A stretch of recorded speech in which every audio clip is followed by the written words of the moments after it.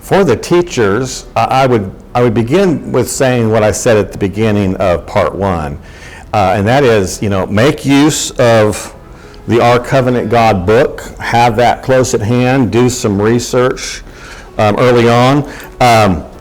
We also offer the quarterly in a digital format for students and teachers to grab a copy. You can have it on your phone, your laptop, carry that around with you so you can study at any time.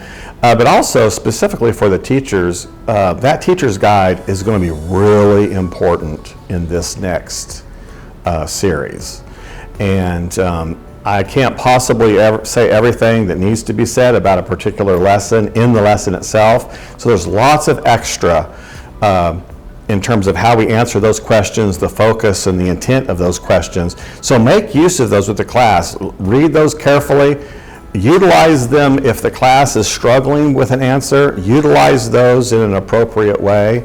So I would really emphasize that. And there's other just little tips that I would suggest. If you're a small class spread out over a big room, try to pull everybody in, even get around tables if you can, just to make it more intimate, more focused.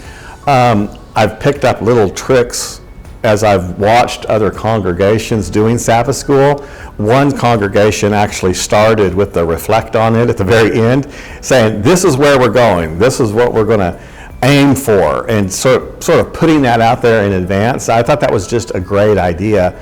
Other congregations I've been to have, especially when it's a big subject, and we're going to be tackling some of the most complex and important texts in all the New Testament on a fairly controversial subject when we talk about the law and the covenants among Christians in general, if not so much with our own church.